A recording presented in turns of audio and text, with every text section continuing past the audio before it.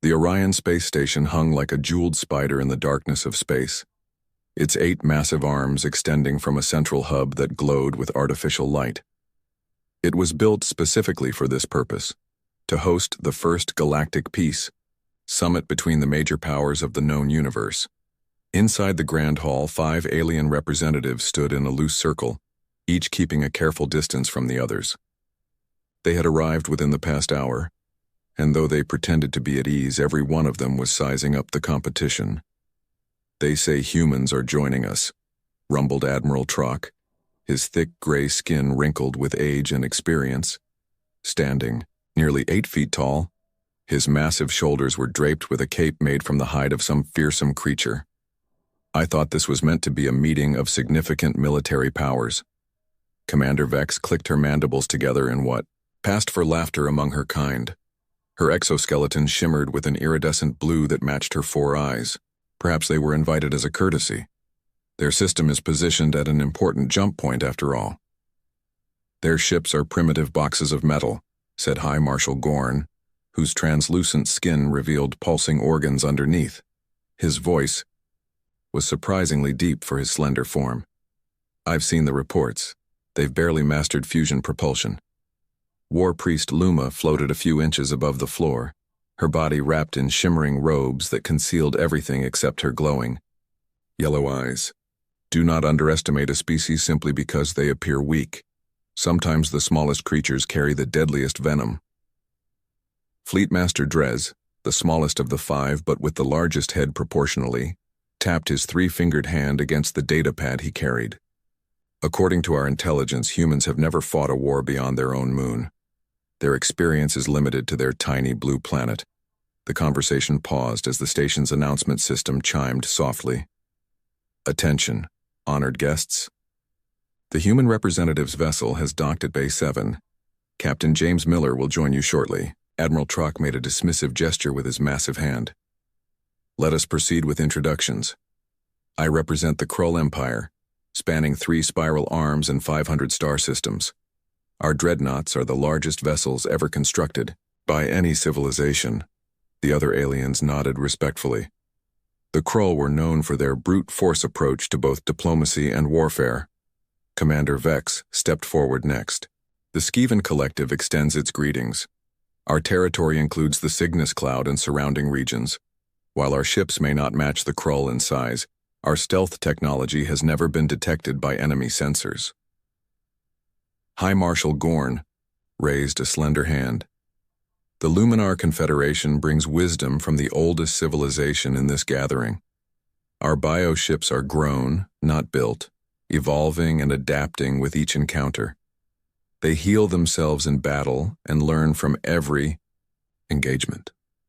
War Priest Luma's robes shifted colors as she spoke, her voice melodic and almost hypnotic. "The Vazran theocracy offers blessings from the cosmic divine.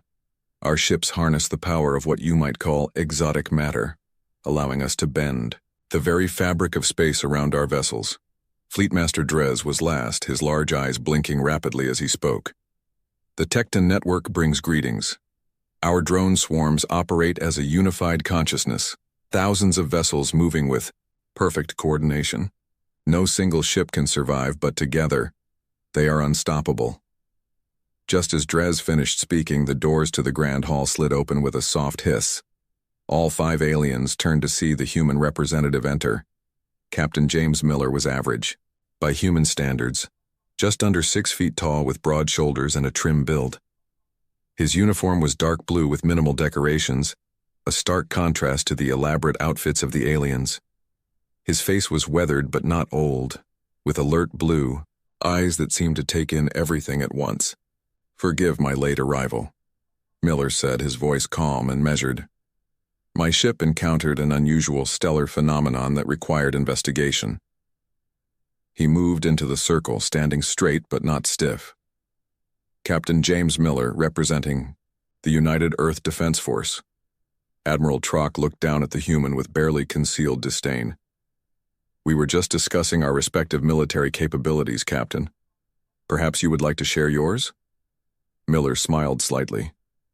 "I'm here to listen and learn, Admiral. Earth is new to galactic politics. We understand our place. The 5 aliens exchanged glances, a mixture of smugness and relief passing between them. This human would be easy to manipulate if he already acknowledged his inferiority. Perhaps a tour of the station before our formal meetings begin, suggested Commander Vex, her mandibles clicking softly. I understand there's an observation deck with an excellent view of our vessels. An excellent suggestion, rumbled Admiral Trock. Captain Miller should see what real military power looks like. As they moved toward the exit, Miller fell into step beside War Priest Luma. Unlike the others, she had not shown obvious contempt for the human. They underestimate your kind, she said softly, her voice pitched so only Miller could hear. I sense there is more to humans than what we have been told. Miller's expression remained neutral. People often see what they expect to see, War Priest. It can be a significant advantage. The group entered a large elevator that would take them to the observation deck. As they ascended, the conversation turned to technical specifications and battle tactics, each alien representative trying to impress the others without revealing too much. Miller remained quiet, occasionally nodding or asking a simple question that revealed nothing about Earth's capabilities. His eyes, however, missed nothing. He studied each alien carefully, noting their posture, their tone, how they interacted with the others. When they reached the observation deck, Admiral Trock moved immediately to the viewport, gesturing proudly at a massive vessel that dwarfed the station itself. The Krull Devastator, he announced. 10 kilometers long, weapons capable of cracking a small moon. Nothing in the galaxy can stand against it. The other aliens moved to point out their own vessels, each impressive in its own way. The Skaven ship was sleek and barely visible even when they knew where to look. The Luminar vessel pulsed with organic light, changing colors and patterns like a living thing. The Vosran ship seemed to bend light around it, its true shape impossible to determine. The Tecton vessel was actually a cluster of thousands of smaller craft, moving in perfect unison. Captain Miller said nothing, but his gaze drifted past the alien vessels to the edge of the station's sensor range, where a small, unremarkable ship waited patiently in the darkness. "And your vessel, Captain Miller?" asked Fleet Master Drez, his tone suggesting he was merely being polite. Miller turned from the viewport. "The UEFS Sentinel. Nothing special by your standards, I'm sure. But she gets the job done." As the aliens turned back to admire their own ships, Miller's eyes returned to the distant darkness, a subtle smile playing at the corners of his mouth. The observation deck of Orion Space Station offered a panoramic view of the surrounding space. Stars twinkled distantly, but they were overshadowed by the massive alien vessels positioned strategically around the station. These ships were not just transportation. They were statements of power. Admiral Trock cleared his throat, a sound like rocks grinding together. "Perhaps, Captain Miller, you would care to hear more about our respective fleets? As newcomers to galactic politics, humans should understand the established powers." Miller nodded politely. "I would appreciate that, Admiral." The massive alien smiled, revealing rows of blunt teeth. "The Krull Empire has 5,000 years of space warfare experience. Our dreadnoughts, like the Devastator you see before you, are unmatched in firepower." He pointed to the enormous vessel outside the viewport. "That ship carries planet-killer weapons. One shot can crack continental plates. We once demonstrated this on a rebellious moon colony." The other aliens shifted, uncomfortably. Trock's casual mention of destroying a populated moon spoke volumes about Krull military doctrine. "The hull is 50 meters of compressed ultra-metal," Trock continued proudly. "No conventional weapon can penetrate it. We have destroyed 15 enemy fleets without losing a single dreadnought." Miller's expression remained neutral as he nodded. "Impressive engineering." Commander Vex stepped forward, her iridescent exoskeleton catching the light. "Brute force is one approach, Captain Miller, but the Skaven Collective prefers subtlety." Her mandibles clicked rapidly in what might have been amusement. "Can you see our flagship?" Miller looked through the viewport, scanning the space where she gestured. There seemed to be nothing there except distant stars. "Precisely," Vex said with satisfaction. "The Whisper Death is present, but invisible to both eyes and sensors. Our stealth technology bends light and absorbs all scanner frequencies. She tapped a control on her wrist device, and suddenly a sleek, predatory ship appeared where there had been nothing before. Its hull was midnight black with flowing lines that reminded Miller of a hunting cat. "We strike without warning," Vex continued. "Our enemies cannot fight what they cannot see. By the time they detect us, our quantum torpedoes have already broken through their shields." The ship shimmered and disappeared again. Miller raised an eyebrow, genuinely impressed. High Marshal Gorn moved forward, his translucent skin pulsing with bioluminescent patterns. "The Krull rely on metal and the Skiven on technology, but the Luminar Confederation has evolved beyond such crude methods."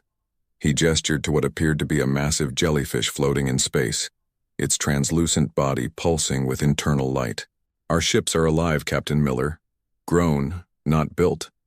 That vessel began as a small embryo and has been nurtured to maturity over 100 years. It has a nervous system more complex than most sentient species." Miller watched the organic ship pulse and shift, tentacle-like appendages moving gently in the vacuum of space. "If damaged, it heals itself," Gorn continued. "It learns from every battle, adapting its defenses against whatever harmed it. Some of our oldest vessels have survived thousands of engagements without being seriously wounded in the same way twice." "Living ships," Miller said quietly. "Remarkable." War Priest Luma floated forward, her robes swirling around her as if affected by an unseen breeze. "Life and technology have their limits, Captain. The Vazran theocracy has transcended both." Outside the viewport, space itself seemed to bend and distort around a point. Within this distortion, Miller could barely make out something that resembled a ship, but its shape kept shifting and changing, impossible to focus on directly.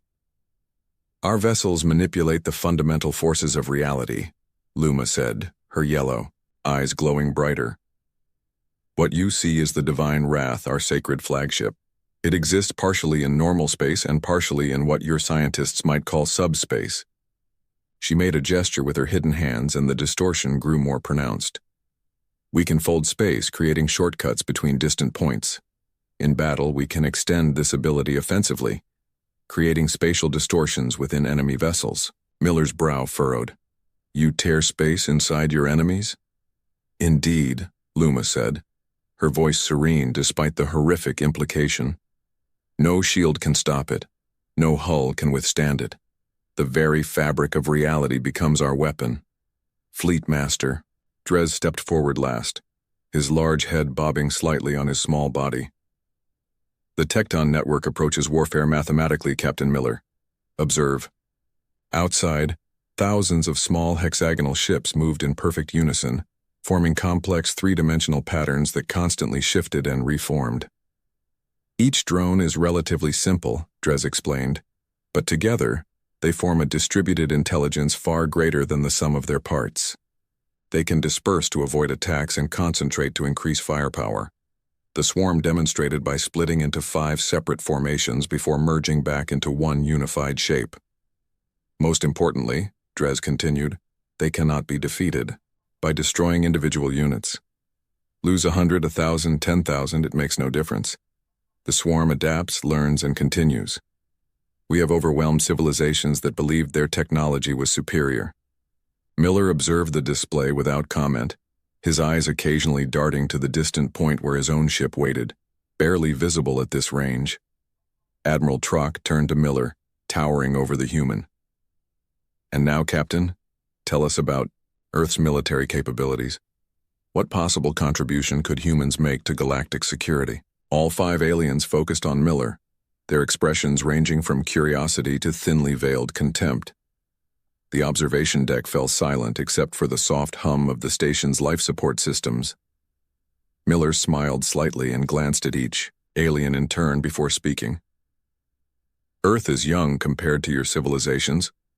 We've only had faster-than-light travel for about 50 years. Our ships are smaller than yours, Admiral Trock. They lack the stealth capabilities of the Skiven vessels. They aren't alive like the Luminar ships. They can't bend space like Vazran craft, and they don't have the numbers of the Tecton swarms." The aliens exchanged satisfied glances. The human was admitting his inferiority. However, Miller continued, his voice taking on a new tone that made the aliens look at him more carefully. Humans learned warfare not from the stars, but from each other. For thousands of years, we fought ourselves, nation against nation, ideology against ideology. We've studied war in ways you may not understand. War Priest Luma tilted her head. What do you mean, Captain? Before Miller could answer, the station's alarm system blared to life. Red emergency lights began flashing throughout the observation deck. Attention all diplomatic personnel, announced the station's AI. Multiple unidentified vessels have entered the system. They are not responding to hails and are approaching at combat speed. All representatives please report to secure areas immediately. Admiral Trock growled. Pirates. They would dare attack with our ships present? Miller's hand moved to his communication device. Seems we may have an opportunity for a practical demonstration after all. Red emergency lights flashed across the observation deck as the station's AI continued to broadcast warnings. The 5 alien representatives and Captain Miller moved closer to the viewport, watching as small, fast ships appeared at the edge of the system. 12 vessels, Fleet Master Drez reported, his large eyes rapidly processing the tactical display. Based on their approach pattern, they appear to be the Scavenger Collective, a notorious pirate group known for attacking diplomatic gatherings. Admiral Trock snorted in disgust. They seek ransom. Taking diplomats hostage is profitable business. In lawless sectors. The station shuddered slightly as its defensive shields activated. A holographic projection appeared in the center of the observation deck, showing the station and the approaching pirate vessels. They're targeting a civilian transport as well, Commander Vex observed, her mandibles clicking rapidly. The passenger, vessel Stardust, scheduled to dock within the hour. 200 civilians aboard. War Priest Luma's robes darkened to a deep crimson. The pirates know we cannot use our full firepower with civilians in the combat zone. Clever. Captain Miller studied the tactical display without comment, his eyes taking in every detail of the unfolding situation. The pirates had positioned themselves carefully, using the civilian ship as partial cover while still maintaining a clear attack vector on the station. High Marshal Gorn turned to the others, his translucent skin pulsing with angry red patterns. This is an insult to all our nations. We should respond. Agreed, Admiral Trock said, already activating his communication device. I will order the Devastator to move into attack position. The other aliens quickly followed suit, each contacting their respective vessels. Captain Miller quietly tapped his own communicator once, sending a brief encoded signal. Station Security Chief Bren, a stocky four-armed alien with gray skin, entered the observation deck and approached the group. Honored representatives, we must move you to the secure diplomatic quarters immediately. The station's defenses are formidable, but your safety is our priority. Admiral Trock waved one massive hand dismissively. Your concern is noted, security. Chief, but unnecessary. Our vessels will handle these vermin. The other representatives nodded in agreement. Commander Vex stepped forward. Before we retreat to safety, perhaps we should determine which of our forces can most efficiently resolve this situation. Fleet Master Drez blinked rapidly, his species equivalent of a smile. Are you suggesting a competition, Commander? I am, Vex replied. Each of our nations claims superior military capability. Here is an opportunity to demonstrate it in a controlled environment against a real threat. High Marshal Gorn's skin rippled with interest. A practical demonstration would be more illuminating than mere words. War Priest Luma floated slightly, higher, her yellow eyes brightening. The divine will show favor to the most worthy. Admiral Trock laughed, a booming sound that echoed across the deck. A contest, then. My dreadnought will obliterate these pirates before your ships can even power their weapons. The 5 alien representatives turned to Captain Miller, who had been quietly observing their exchange. Will Earth participate in this demonstration, Captain? Admiral Trock asked, his tone making it clear he didn't expect much from the human vessel. Miller smiled slightly. The UEFS Sentinel will respond as needed. Security Chief Bren looked alarmed. Representatives, I must protest. This is not a sporting event. These are dangerous criminals with sophisticated weapons. All the more reason to destroy them quickly, Admiral Trock replied. Now shall we establish the parameters of our contest? The aliens gathered around the tactical display, ignoring the security chief's concerns. They quickly agreed on rules. Each ship would engage the pirates independently, with station sensors tracking combat effectiveness, response time, and civilian protection metrics. The station's AI will judge the results impartially, Commander Vex stated. Lethal force is authorized, but the civilian vessel must remain unharmed. They each sent updated orders to their ships while Captain Miller watched in silence. When they finished, he sent a brief message of his own. Perhaps we should observe from the command center, Fleet Master Drez suggested. It offers better tactical displays than this observation deck. The group moved through the station corridors, arriving at a large circular room filled with holographic displays and monitoring equipment. The station's command staff worked at various stations, tracking the pirates' approach and coordinating defense measures. A large central display showed the 5 alien battleships moving into position.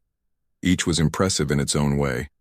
The massive Krull dreadnought, like a floating city of weapons. The nearly invisible Skeven stealth ship, detectable only by a slight distortion effect. The pulsing organic luminar vessel, its tentacle-like appendages extending toward the enemy. The reality-bending Vazran craft that seemed to exist in multiple places simultaneously, and the Tecton swarm, thousands of small units forming complex attack patterns.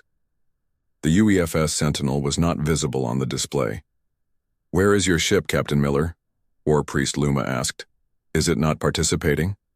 "The Sentinel will be there when needed," Miller replied calmly. Admiral Trock made a dismissive gesture. "The human vessel is likely hiding behind the station. A wise precaution given its limitations." The aliens focused on the tactical display as their ships moved to intercept the pirates. The Krull dreadnought was first to engage, its massive weapons powering up with a visible energy surge. "Observe true military power," Admiral Trock boasted. The dreadnought fired a concentrated energy beam at the lead pirate vessel. To everyone's surprise, the small ship executed a series of rapid evasive maneuvers, avoiding the blast entirely. "Impossible," Trock growled. "Nothing can outmaneuver the Devastator's targeting systems." The pirates scattered in different directions, moving with unexpected coordination. They fired back, their weapons seemingly modest but precisely targeted at weak points in the dreadnought's defenses. Commander Vex's stealth ship attempted to flank the pirates, but somehow they anticipated its position despite its invisibility. One pirate vessel fired directly at the cloaked ship, forcing it to break off its attack run. "They have sensor technology that should not exist," Vex said, her voice tight with concern. High Marshal Gorn's living ship extended its tendrils toward our 2 pirate vessels attempting to ensnare them. The pirates responded by releasing some kind of biological agent that caused the tendrils to recoil in what appeared to be pain. "They've studied our bioships," Gorn said in disbelief. "They know exactly how to counter them." War Priest Luma's reality-bending vessel created spatial distortions around several pirate ships, but the small vessels dropped strange devices that stabilized space around them, nullifying the attack. Fleetmaster Drez's swarm surrounded a group of pirates, only to be scattered by electromagnetic pulses specifically calibrated to disrupt their coordination. The alien representatives watched in growing alarm as their vaunted ships struggled against what should have been inferior opponents. The pirates moved with perfect precision, using tactics specifically designed to counter each alien vessel's strengths. "This is no ordinary pirate group," Fleetmaster Drez said, his eyes wide. "They're too well prepared, too coordinated." Security Chief Bren approached the group. "Representatives, the pirate flagship is transmitting a message. They're demanding we surrender the station and all diplomatic vessels within the next 10 minutes, or they will destroy the civilian transport." As if to emphasize the threat, one pirate ship fired a warning shot across the bow of the passenger vessel, causing panicked transmissions from the civilians aboard. "Where is your ship now, Captain Miller?" Admiral Trock demanded, turning to the human. Will Earth hide while innocents are threatened? Miller looked at the tactical display calmly, then checked his chronometer. The sentinel should be arriving right about now. All eyes in the command center turned to the tactical display as a new contact appeared at the edge of the system. The UEFS Sentinel emerged from the darkness of space, a ship so unremarkable in appearance that the alien representatives almost looked disappointed. The human vessel was perhaps 1/20th the size of the Krull dreadnought, with none of the exotic features of the other alien ships. Its hull was a simple gunmetal gray, shaped like an arrowhead with engine nacelles extending from the rear. It looked almost primitive compared to the other battleships. Admiral Trock couldn't contain his laughter. "That's your military vessel? It looks like a cargo hauler." Miller didn't respond to the insult, instead addressing the station's tactical officer. "Please open a secure channel to Captain Reed on the Sentinel." The tactical display shifted to show the bridge of the human vessel. A woman with short gray hair and sharp eyes nodded at Miller. "Captain Miller, we've assessed the situation." "Proceed as you see fit, Captain Reed," Miller said calmly. Reed nodded once and the display returned to the tactical view. The 5 aliens watched with a mixture of curiosity and dismissal as the small human ship moved toward the conflict zone. "They're going to get themselves killed," High Marshal Gorn observed, his translucent skin pulsing with concerned patterns. "That vessel has no special defenses that I can detect." "Perhaps this is for the best," Admiral Trock said quietly to Commander Vex. "The humans will learn their place in the Galactic Order."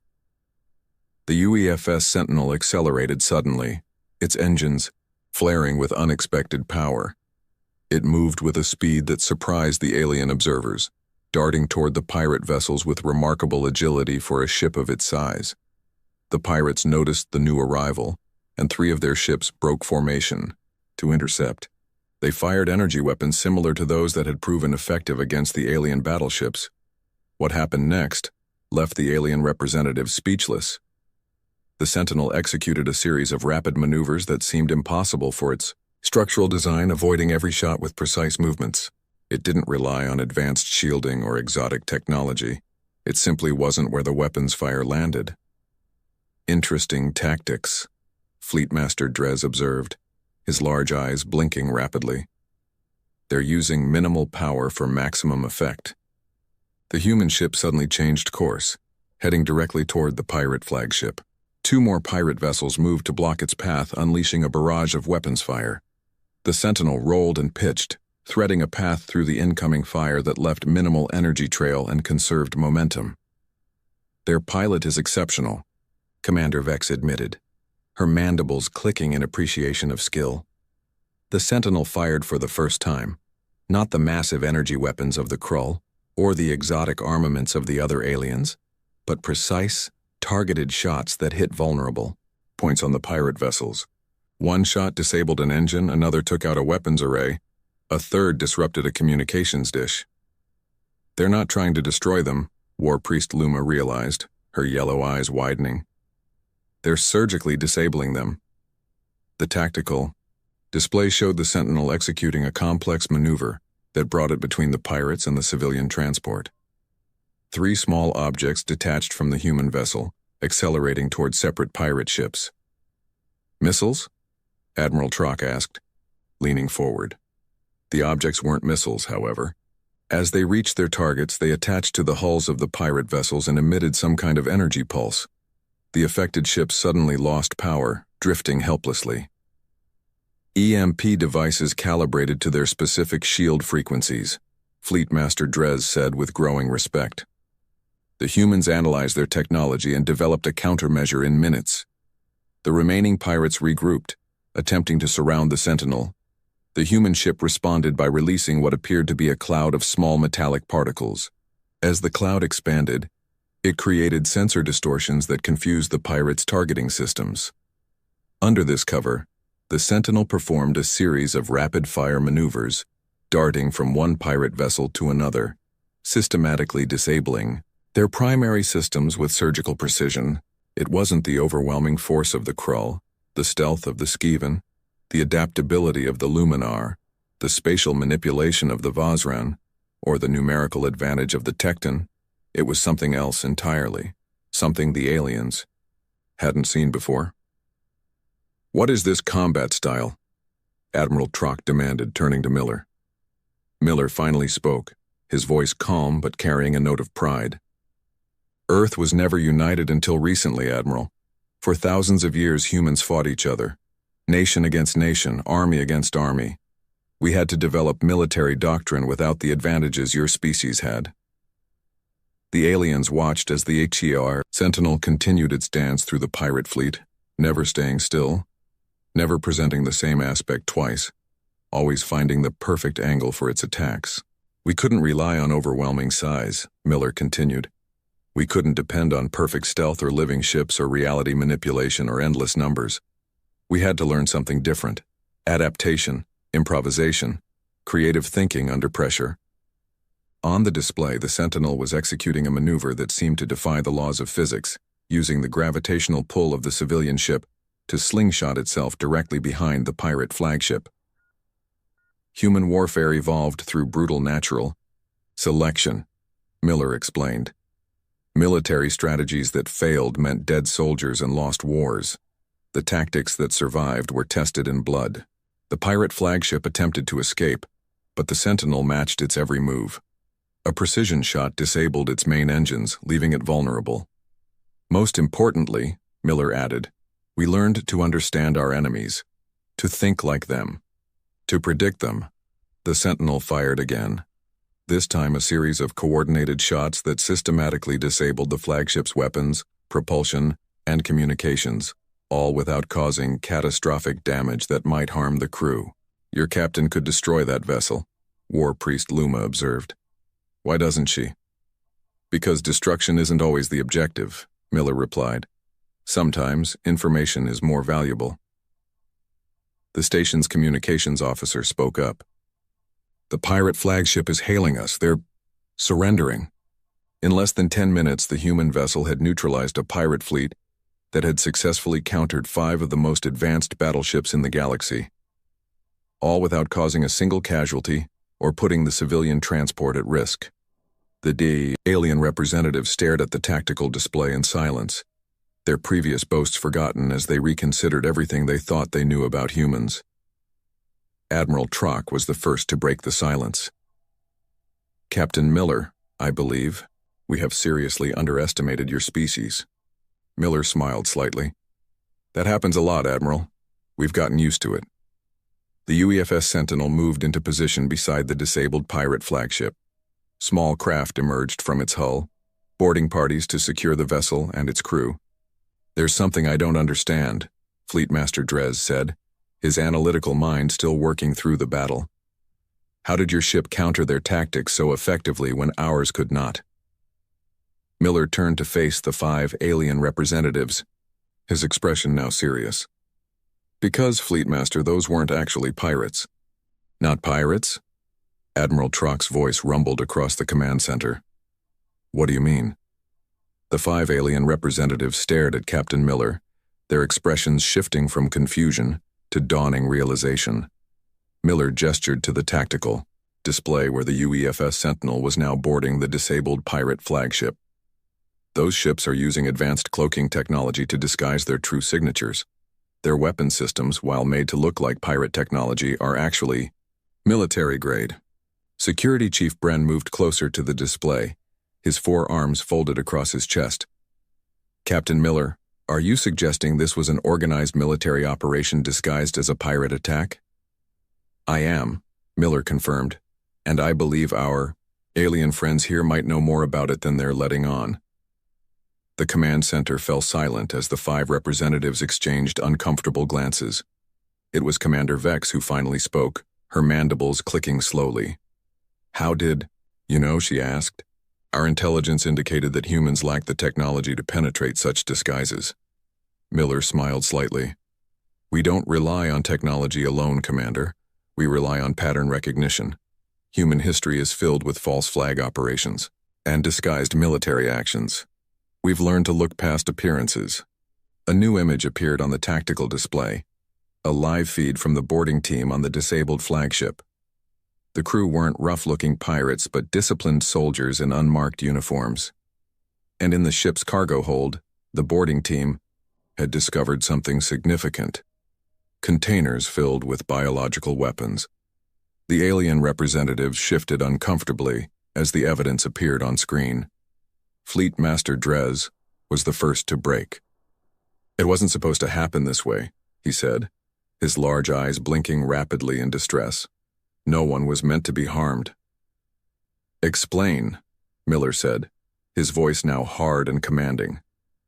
High Marshal Gorn's translucent skin flushed with patterns that indicated embarrassment or shame. "It was a test. We needed to assess Earth's military capabilities before considering your species for full membership in the Galactic Council." "A test?" Security Chief Bren demanded. "You endangered this station in a civilian transport for a test?" War Priest Luma raised her hands in a placating gesture. "The civilian transport was never in danger. It was crewed by our own people. The biological weapons were harmless, designed to appear threatening, but with no actual potency." "Admiral." Trog couldn't meet Miller's eyes. "Each of our nations contributed ships and personnel to this exercise. We disguised them as pirates to create a realistic scenario.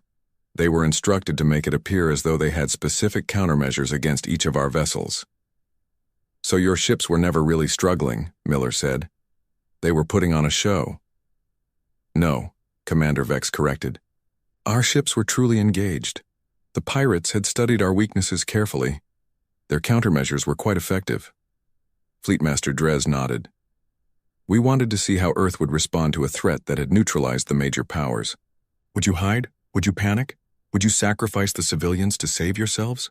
Miller looked at each alien representative in turn. "You could have simply asked for a joint exercise." "You would have prepared," War Priest Luma explained.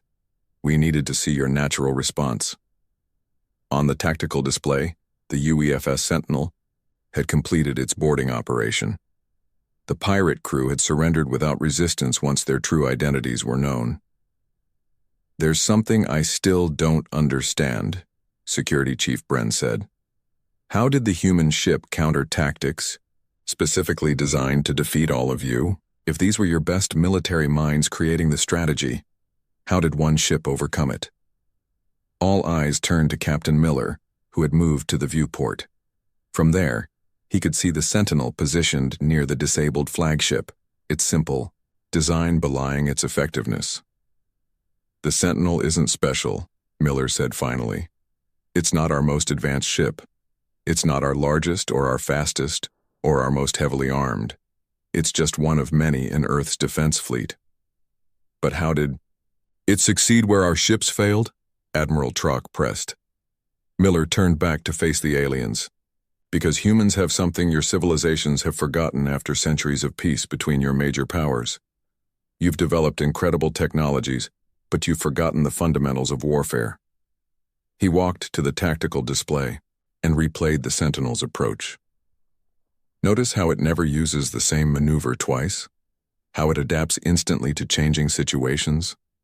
How it analyzes the enemy's patterns and exploits them?" The aliens watched closely this time, seeing details they had missed before. "Human ships are designed with redundant systems," Miller explained. "If one approach fails, we switch to another. If that fails, we try something else. We assume our best plans will fall apart in the chaos of battle, so we train our people to improvise." Commander Vex's mandibles clicked thoughtfully. "Your technology isn't superior. Your strategy is." "Exactly," Miller said. "You see, the true strength of Earth isn't in our ships. It's in how we think, how we adapt, how we overcome challenges that should, by all reasonable measures, defeat us." The command center door slid open and Captain Reed of the Sentinel entered, flanked by two officers. She was shorter than Miller, with sharp eyes that missed nothing and the confident bearing of someone who had seen combat. "Captain Miller," she acknowledged with a nod. "The situation is secure. The pirates have admitted to the exercise and have provided full details of their operation." "Thank you, Captain Reed," Miller replied. "An excellent display of Earth's capabilities." Reed smiled slightly. "Just doing our job, sir." Admiral Trock stepped forward, towering over the humans but somehow no longer seeming as intimidating. "Captain Reed, your ship and crew performed admirably. I would like to formally apologize for this deception and express my sincere admiration for your tactics." The other aliens joined in similar expressions of respect, their earlier condescension completely gone. "The Galactic Council session begins tomorrow," High Marshal Gorn said, his skin now pulsing with patterns of respect and admiration. "After what we've witnessed today, I believe Earth's application for full membership will receive unanimous support." Commander Vex nodded. "And perhaps, if you're willing, we could establish joint training exercises. I believe all our forces could learn from your unique perspective." Miller and Reed exchanged glances. This had been their mission all along, to demonstrate that humans deserved a place among the galactic powers, not because they had the biggest ships or the most exotic technology, but because they brought something different to the table. "We would be honored," Miller said. "Earth has much to learn from your civilizations as well." As the group prepared to leave the command center, War Priest Luma moved closer to Miller. "There is one question that remains, Captain." "You knew it. Was a test from the beginning, didn't you?" Miller smiled. "Let's just say that humans have a long history of being underestimated. We've learned to use that to our advantage." The 5 aliens who had boasted about their battleships now looked at the simple human vessel with new eyes. They had come to teach a lesson but had instead learned one themselves, that true strength comes in many forms, and sometimes the most unassuming opponent proves to be the most formidable. As they watched the Sentinel perform a perfect docking maneuver with the station, they all silently acknowledged the same truth. The galaxy had just become a much more interesting place.